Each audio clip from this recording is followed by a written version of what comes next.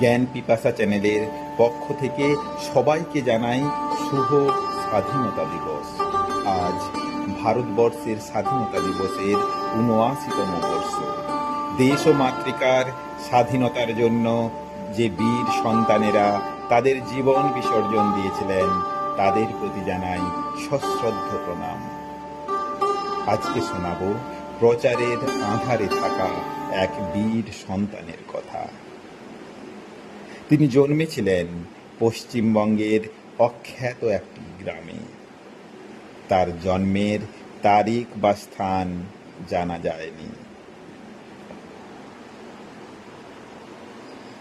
Cellular জেলের স্যাঁতসেঁতে sell, লবণাক্ত বাতাসে মরিচা পড়া লোহার শিক, বাইরে ঢেউ আছড়ে পড়ছে, ভেতরে বন্দীদের গোঙানি, আর সেখানেই মেঝেতে বসে আছেন তরুণ বিপ্লবী ইন্দুভূষণ রায়।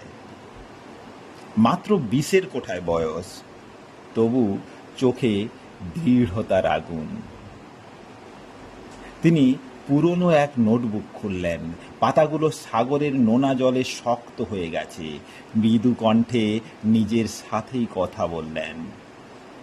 অরবিন্দ ঘোষের শিক্ষায় শপথ নিয়েছি, স্বাধীনতার জন্য প্রাণ দেব। আলিপুর বোমা মামলায় দণ্ড পেয়েছি, কিন্তু এটাই আমার গৌরব। শিকল আমার দেহ বাঁধতে পারে, আমার স্বপ্ন নয়।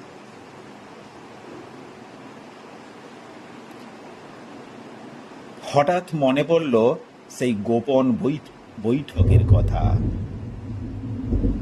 ছোট্ট ঘরে মৃদু আলো, চারপাশে তরুণ বিপ্লবীরা, হাতে অস্ত্র তৈরির নকশা। ইন্দু বলেছিলেন, আমাদের প্রতিটি পদক্ষেপ শত্রুর হৃদয়ে ভয় জাগাবে, আর আমাদের ত্যাগ জাগাবে জনতার সাহস। প্রহরীরা টেনে নিয়ে গেল উঠোনে। পিঠে লাঠির আঘাত, হাতে শিকল, দিনের পর দিন অনাহার, অমানবিক পরিশ্রম। সহবন্দী ফিস করে জিজ্ঞেস করলো, ভাই আর পারছো? ইন্দু মৃদু হেসে বললেন, স্বাধীনতার জন্য কষ্ট পাওয়া আশীর্বাদের মতো। ২৮শে এপ্রিল ১৯১২, গভীর রাত। সেলের কোণে বসে শেষ চিঠি লিখলেন ইন্দু।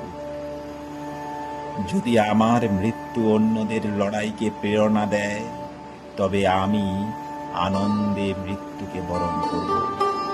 আমার জীবন ভারতে, আমার মৃত্যু ভারতে। ভোরে প্রহরীরা এসে দেখে ইন্দুভূষণ আর নেই। সরকারি নথি বলল আত্মহত্যা, কিন্তু সহবন্দীরা জানালো এটা ছিল শহীদের আত্মোৎসর্গ।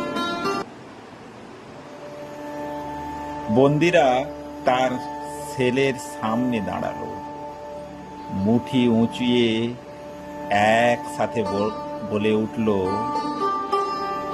ইন্দুভূষণ রায়, তোমার ত্যাগ বৃথা যাবে না। বাইরে সমুদ্রের গর্জনে যেন প্রতিধ্বনি হচ্ছে, স্বাধীনতা, স্বাধীনতা, স্বাধীনতা।